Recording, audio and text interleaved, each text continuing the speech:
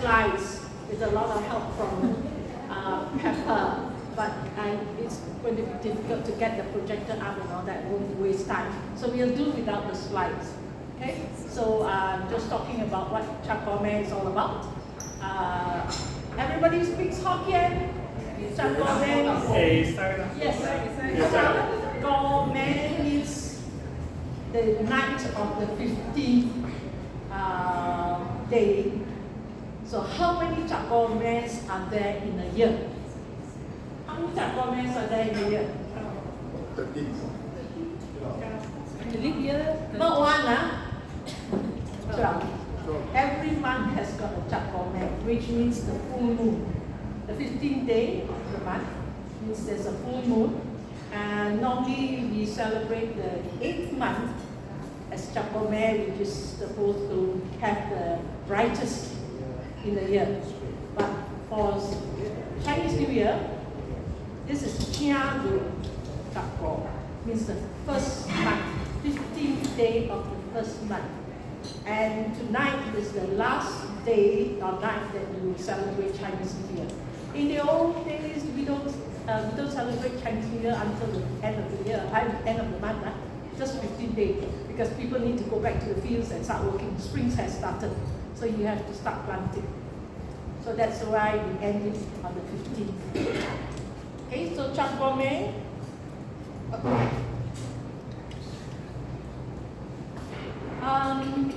In Penang, the Hokkiens, this is very much a Hokkien thing, that's why we call it Chap Gor Meh in Hokkien. So in Penang, normally, I don't know about what they celebrate, other Hokkien communities celebrating. I'll tell you how we celebrate it in Penang. No family dinners, no family gatherings, nothing. But we end the year end the Chinese New Year period by thanking our ancestors. So whatever altar you have in the house, you will make pengat, which is very Malaysian. It's a Penang dish. Pengat is different from a bubur cha-cha. Actually, the word pengat is very Malay. So in the olden days, my time, okay, supermarkets, no such thing. Wet markets, no such thing. Chinese New Year, every market will be closed. So you have to buy things that will last you for a week, 2 weeks at least. So your tubers and all that will last you.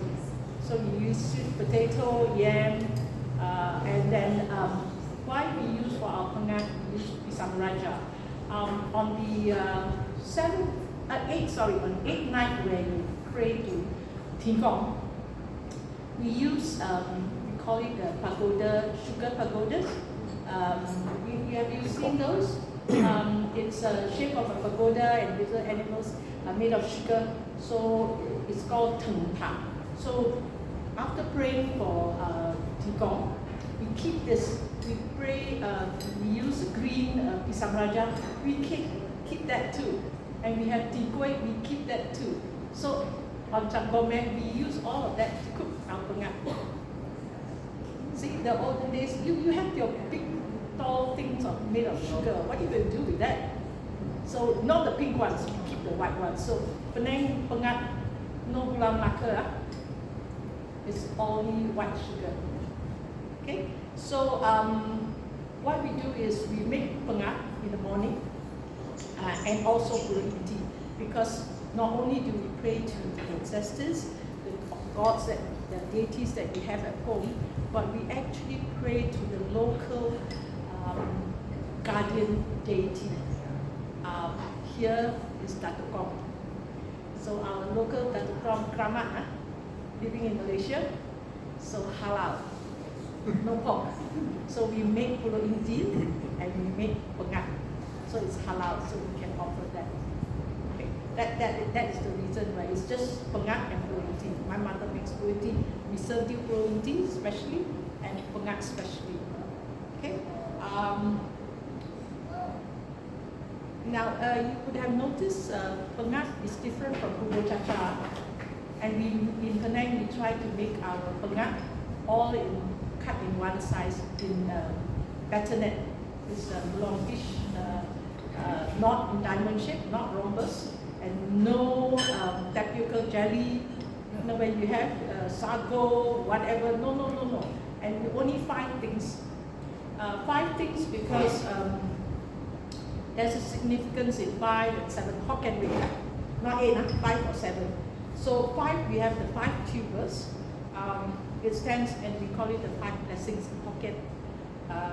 Or then it stands for prosperity, virtue, health, longevity, and peaceful demise. We all hope that we will die peacefully. That's the Penang Hokkien way of saying. And the other thing is, when we add in to make it 7, we make a tigui. We add tigui and pisang raja to make it 7, and that stands for chit sing. Chit 7. Sing means successful. So Penang people, they still have. We don't follow the Cantonese way, but we follow the Hokkien way. Okay? And to tell you what happened in those days, talking about pre-war days, before my time, okay, I'm listening to my mother, before her time, pre-war days, when the Penang Nonyas and Mamas were very rich. Okay, we are talking pre-war days, before the Depression. Nonya girls were not, unmarried girls were not allowed outside the house. We have a Hokkien term which says, the kaki of your sarong cannot cross the threshold. You know? Your sarong kaki, young girls, the kaki mustn't, so you're not allowed out of the house. That's what they say. If you go out, then you have chaperone. So once a year, these young girls, we are talking about wealthy young girls, we are not talking about, so we mainly talk about Nonya Mamas actually, we're talking about this community where they can afford to have all the nice things. So these young girls, they are only allowed once a year to go out and chaperone. So their parents have got nice cars, they will dress up in the family, adding whatever head to toe.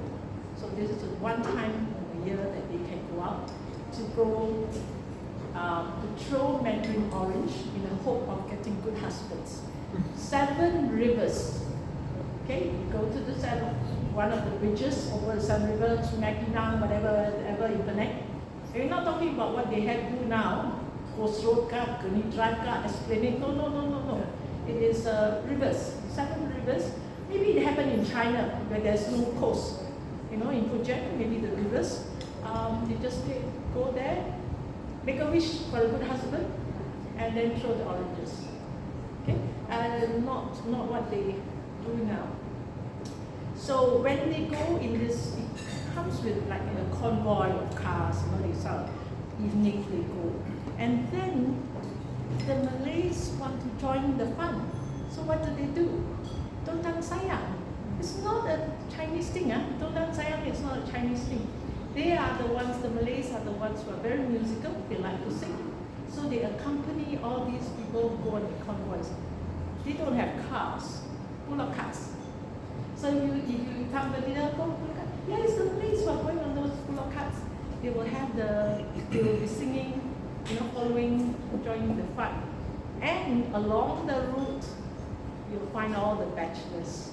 They'll be looking at who's in the car. That's future bride.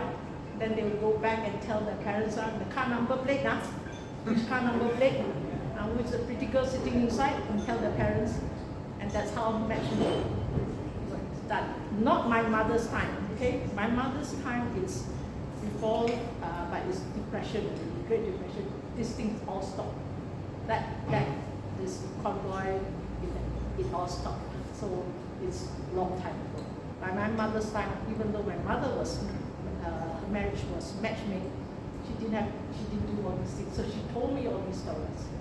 Not her time. She didn't go out like that.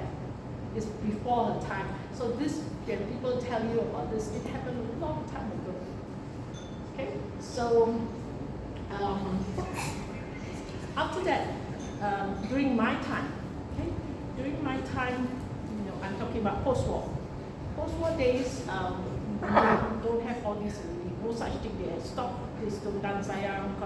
But we used to live by the beach. When I was a young girl, I stayed by the beach. So So by evening time, we will go and sit by the beach. And then you can see the fireworks. From the esplanade where it is now, right, the esplanade now, they used to send up fireworks. And there were ships actually anchored along the Penang Channel. And from there, they also sent up fireworks. So it was a pretty sight. That was my time. And now, everybody goes and along Esplanade, along Gurbi Drive, they will bring their children, have fun, have all your fireworks and all that. What do you have now? The Penang Association, they started this and they are doing it now. It's done by them and it's for tourism. Oh, you see all these buses decorated, they do that. Oh, old ladies there lah. The tradition was young girls, unmarried, to be going around so people can choose brides. No old ladies sitting there and going doing, you stop and then they're doing the wrong game, dancing. And Nonya girls don't joget. If you are very young and at that age, you don't joget. If you ever go dancing as a Nonya, my time, we don't joget. Ballroom dancing. We go to proper ballrooms or somebody's house, proper dancing. No joget. This is, I don't know what happens in other places, but this is what happens in there. So my aunties and all that, they were doing the tango, they were doing the waltz, no such thing as joget.